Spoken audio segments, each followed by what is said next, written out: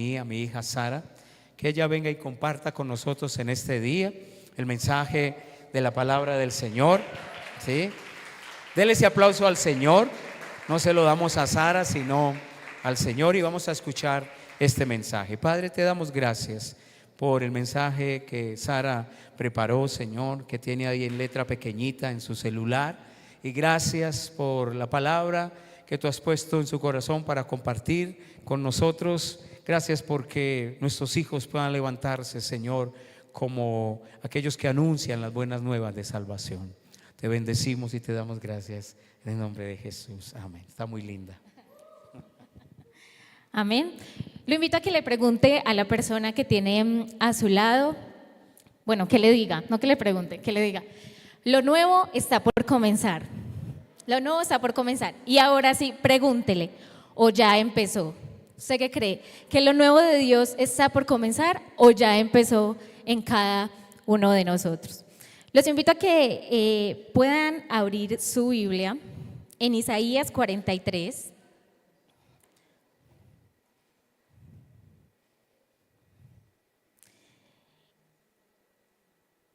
Isaías 43, yo lo vamos a estar leyendo en la Nueva Traducción Viviente.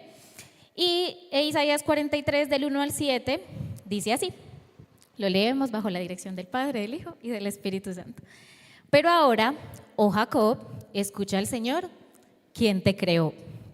Oh Israel, el que te formó, dice: no tengas miedo, porque he pagado tu rescate. Te he llamado por tu nombre, eres mío. Cuando pases por aguas profundas, yo estaré contigo. Cuando pases por ríos de dificultad, no te ahogarás. Cuando pases por el fuego de la opresión, no te quemarás. Las llamas no te consumirán.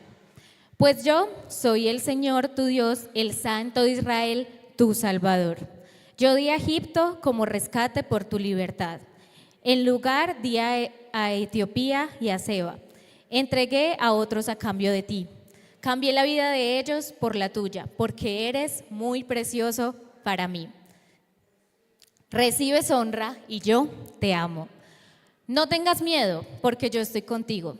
Te reuniré a ti, a tus hijos del oriente y del occidente. Les diré al norte y al sur: traigan a mis hijos e hijas de regreso a Israel desde los rincones más lejanos de la tierra. Traigan a todo el que me reconoce como su Dios, porque yo los he creado para mi gloria, fui yo quien los formé. Y el 14, vamos a saltarnos ahí unos versículos, dice: esto dice el Señor, tu Redentor, el Santo de Israel. Por tu bien enviaré un ejército contra Babilonia y obligaré a los babilonios a huir en esos barcos de los que están tan orgullosos. Yo soy el Señor, tu Santo, el Creador, el Rey de Israel. Yo soy, el 16 dice: yo soy el Señor que abrió un camino a través de las aguas e hizo una senda seca a través del mar. Yo llamé al poderoso ejército de Egipto con todos sus carros de guerra y sus caballos. Los sumergí debajo de las olas y se ahogaron. Su vida se apagó como mecha humeante. Pero olvida todo esto, no es nada comparado con lo que voy a hacer. Mira, ya he comenzado. ¿No lo ves? Pues estoy a punto de hacer algo nuevo. Mira, ya he comenzado. ¿No lo ves? Haré un camino a través del desierto. Crearé ríos en tierra árida y baldía. Los animales salvajes de los campos me darán las gracias, y también los chacales y los búhos, por darles agua en el desierto. Sí. Haré ríos en tierra árida y baldía, para que mi pueblo escogido pueda refrescarse. Amén. Había una vez un pintor que él estaba, pasando por la calle, así como la historia que contaba mi papá el domingo. Pero este era un pintor muy reconocido que compró un cuadro antiguo. Cuando compra este cuadro, el lienzo estaba sucio, lleno de tierra, estaba rasgado, era casi irreconocible. Pues como que nadie daría nada por ese cuadro. Mucha gente pensó que lo había de hecho comprado por error, Pero lo que ellos no sabían es que debajo de toda esa suciedad, de lo que para la gente era algo feo, lo que para la gente era algo que no tenía valor, que para la gente era basura, para el pintor había una obra maestra detrás de ese lienzo. El pintor lo llevó a su taller, comenzó a limpiar capa por capa y con el tiempo comenzó a revelar la verdadera belleza que tenía el cuadro. El cuadro ya se lleva a subasta y se vende por muchos millones de dólares. Y así como este pintor, actúa Dios en cada uno de nosotros. Cuando el mundo nos ve en ruinas, cuando el mundo nos ve destruidos, cuando el mundo nos dice no vales nada, Él nos compra y ve ese valor que tenemos cada uno de nosotros. Él ve esa obra maestra, Él dice yo voy a hacer algo nuevo. Isaías 43 lo vemos como una carta de esperanza para el pueblo de Israel, que en ese momento se encontraba exiliado, que se encontraba olvidado, que se encontraba roto. Pero Dios les recuerda quién es Él. Y a medida que íbamos leyendo el versículo, veíamos que habían muchas promesas que Dios les daba a cada uno de ellos, que aún Dios les recordaba milagros que había hecho. Pero quiero que recordemos, y estos son los puntos que en realidad vamos a tratar, es que Dios es nuestro creador, Dios es nuestro salvador, Dios es nuestro redentor y es un Dios santo que nos ha apartado a cada uno de nosotros para hacer algo nuevo en nuestras vidas. Así que el primer punto lo encontramos en Isaías 43:1, que dice: así dice Jehová, tu creador, oh Jacob, tu formador, oh Israel, no temas porque yo te redimí, te puse nombre, mío eres tú. Él es ¿qué? Nuestro creador, ¿sí? Él nos ha formado con un propósito. ¿Y qué significa creador? En hebreo viene del hebreo boré, que es dar existencia o crear de la nada. Pero les quiero comentar que Dios es un Dios que no improvisa. Dios es un Dios que diseña, ¿sí? Dios es un Dios que nos ha acogido a cada uno de nosotros, que nos ha creado, pero lo ha hecho con un propósito, ¿sí? Así que cada detalle en nuestras vidas tiene una intención divina, porque Dios no ha improvisado con ninguno de nosotros. Él nos ha creado con un propósito. Y Jeremías, si podemos leer Jeremías 18, del 4 al 6.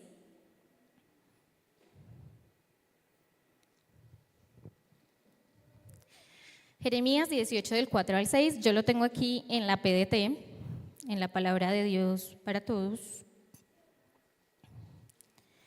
Dice: estaba haciendo una vasija de barro, ¿sí? ¿Ya la tenemos? Ok. Estaba haciendo una vasija de barro, pero se le dañó, así que empezó de nuevo con el mismo barro e hizo otra vasija que le quedó tal y como quería. Y el 6 dice: pueblo de Israel, ¿es que no puedo yo hacer contigo lo mismo que hizo el alfarero con el barro? Ustedes, pueblo de Israel, son mis manos como el barro, son en mis manos como el barro en las manos del alfarero, dice el Señor.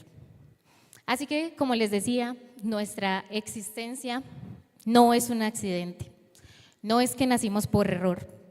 Había un propósito en cada uno de nosotros. Y como el alfarero lo leemos ahí en Jeremías 18, Dios no desecha el barro que el mundo dice se dañó, ¿sí? Y el barro representa a cada uno de nosotros y el alfarero representa a Dios. Tal vez no seremos obras terminadas, pero sabemos que a pesar de las circunstancias, que a pesar de los errores, Él estaba haciendo esa vasija de barro y aunque se le dañó, empezó algo nuevo, ¿sí? Empezó algo nuevo hasta que lo dejó tal y como quería. Así que Dios no comete errores.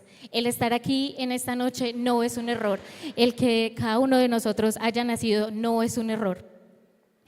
Aunque estemos sintiendo de que estamos rotos, aunque estemos sintiendo que estamos mal, pues estamos en las manos del alfarero. Y el alfarero no se da por vencido. Si tiene que empezar de nuevo, va a comenzar de nuevo. Y lo va a hacer hasta que la vasija esté tal y como quería.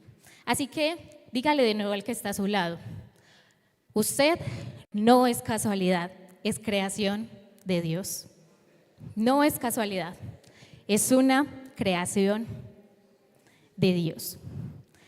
Así que el primero es que Dios es nuestro creador.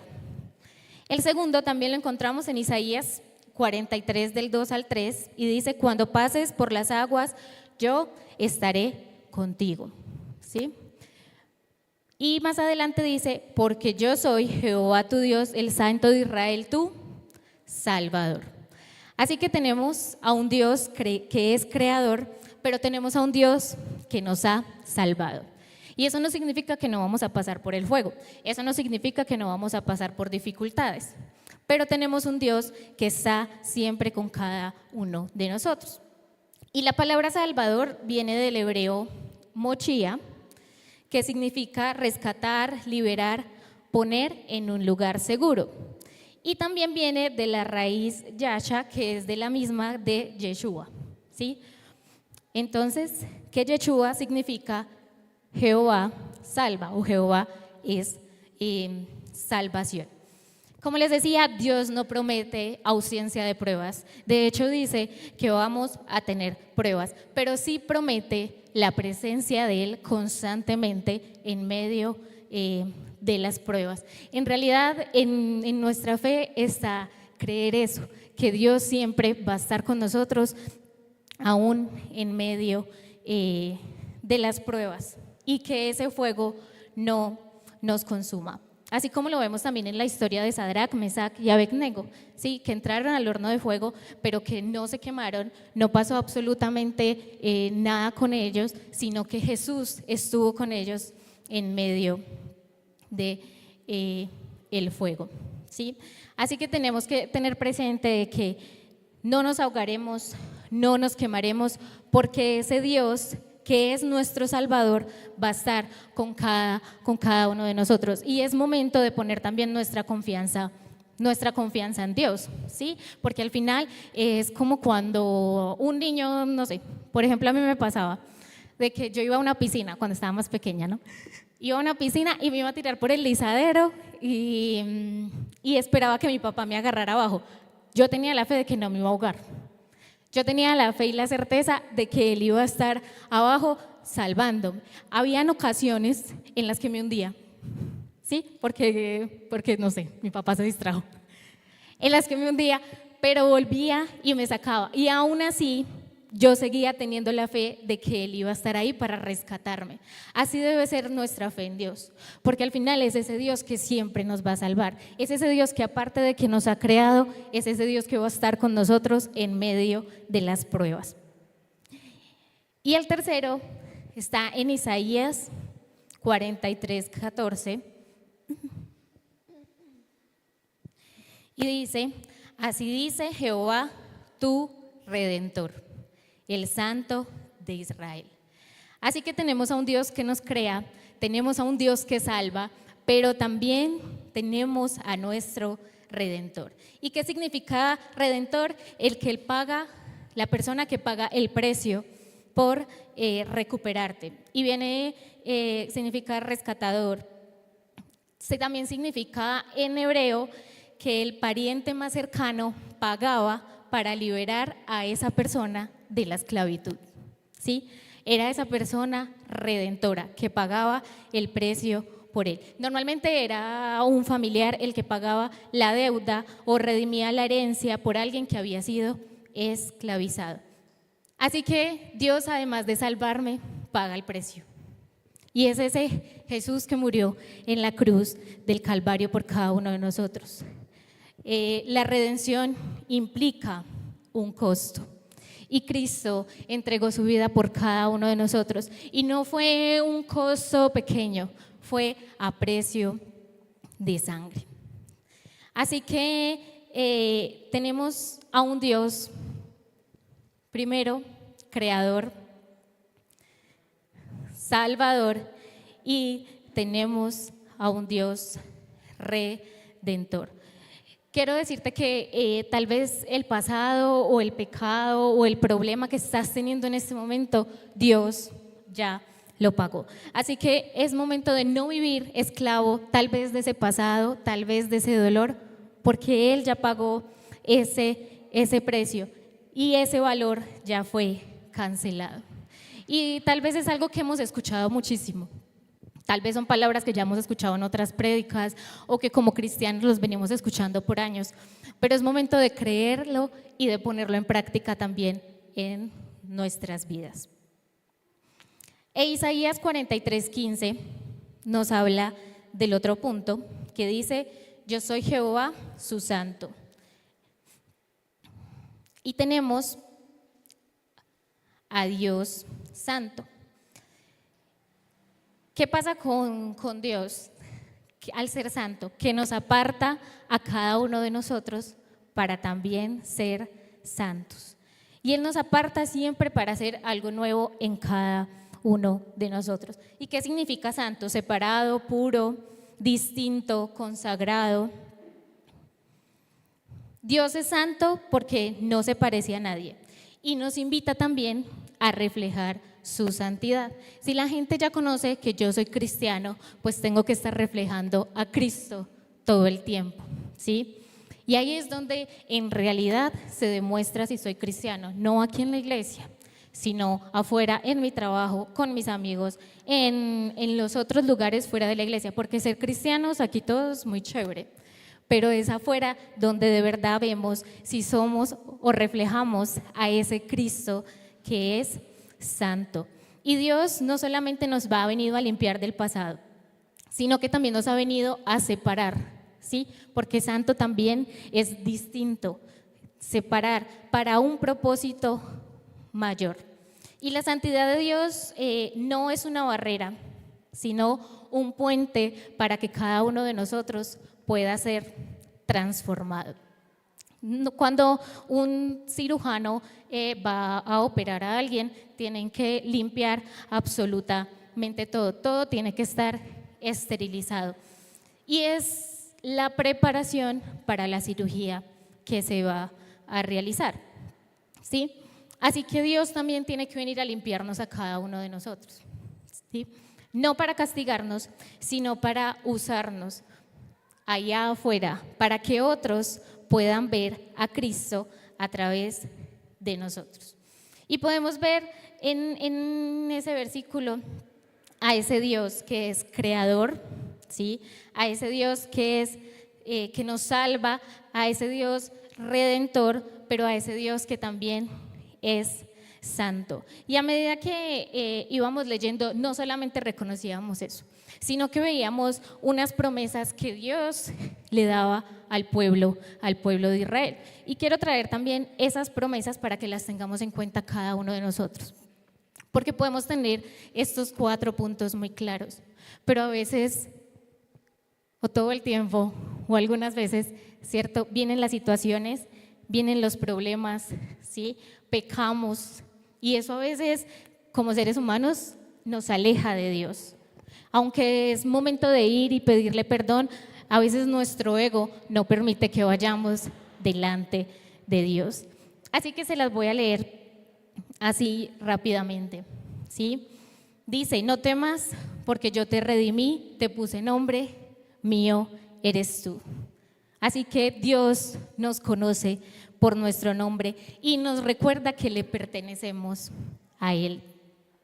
Isaías 43:2 dice: cuando pases por las aguas yo estaré contigo, cuando pases por el fuego no te quemarás. Y era lo que hablábamos, no es que nos evite las pruebas, siempre vamos a tener pruebas, pero promete caminar con nosotros en ellas. También nos promete un amor incondicional, y en Isaías 43:4 dice: a mis ojos fuiste de gran estima, fuiste honorable y yo te amé. Dios te ama de manera incondicional, ¿sí? Así hayas pecado, Dios te sigue amando. Y no es por lo que haces, sino por lo que eres en Él. También promete, otra de las promesas que tiene, está en Isaías del 5 al 6, 43. Traeré del oriente a tu generación y del occidente te recogeré. Traeré de lejos a mis hijos y mis hijas. Promete una restauración familiar sobre cada uno de nosotros. Trae propósito y significado. Y el 43:7 dice: para gloria mía los he creado, los formé y los hice. Así que cada uno de nosotros tiene un propósito en Dios, pero también trae nuevos comienzos. A veces pensamos que por las situaciones no podemos volver a comenzar, que nos vamos a quedar ahí estancados. Y dice: no se acuerden de las cosas pasadas. He aquí, yo hago cosa nueva y pronto saldrá a la luz. Dios está creando algo nuevo en nuestras vidas, que era lo que les decía al principio, o ya lo está haciendo. ¿Cree usted que Dios ya está haciendo algo nuevo en usted? Que está transformando ese desierto que creemos que está seco, pero está abriendo ríos, ¿sí? En tierra árida. Dios está haciendo algo nuevo en cada uno de nosotros, pero es momento de levantarnos y creer en ese Dios que salva, en ese Dios que crea, en ese Dios que redime y en ese Dios que también es santo. Cuando nosotros creemos en ese Dios que es santo, no vamos a pecar tanto, ¿sí? Porque vamos a estar pensando que todo el tiempo Dios estará viéndonos a cada uno de nosotros. Y cuenta también una historia de que un hombre cayó a un pozo muy profundo y el hombre estaba ahí en el pozo o en el hueco y pedía ayuda, ayuda. Pasó un religioso y dijo: debes haber pecado, por eso estás ahí. Y lo dejó ahí. Luego pasó un filósofo y dijo: el pozo es solo una ilusión. Y lo dejó ahí. Pasó un amigo del que estaba dentro del hueco y se tiró al hueco. El hombre asustado le dice: ¿por qué te tiraste? Ahora somos dos aquí. El amigo sonrió y respondió: sí, pero yo ya sé cómo podemos salir. Así que Jesús hace eso mismo con nosotros. No grita desde arriba, seguramente por el pecado que cometió. Sí, no, se lo merecía, sino que se mete con nosotros al hueco y es el que nos ayuda en las situaciones, es el que nos ayuda a salir. Y lo invito a que se ponga sobre sus pies. Recordar que es ese Dios que nos formó, es ese Dios que nos creó, ese Dios que salva es el que siempre nos acompaña, ese Dios redentor es el que siempre nos rescata. Y es ese Dios santo que nos transforma a cada uno de nosotros. Y que pueda cerrar sus ojos y decirle: Señor Jesús, yo en esta noche creo de lo nuevo que vas a hacer en mi vida. Yo sé que ya has comenzado. Que aunque yo vea un desierto, que aunque yo vea que no hay nada por hacer, tú estás haciendo cosas nuevas en mi vida. Que tal vez me sienta como esa vasija rota, sin forma, sin propósito, pero que estamos en las manos correctas, en las manos de ese alfarero que no se rinde, sino que cuando ve alguna grieta, cuando ve que algo está mal, inicia de nuevo hasta dejarla como quería. Hoy creemos en ese Dios que nos ha creado y que nos formó con una intención. Creemos en ese Dios que nos ha dado identidad. Creemos en un Dios que nos ha venido a salvar y que nos ha guardado de cada una de las pruebas, que está con nosotros en medio de la prueba. Creemos en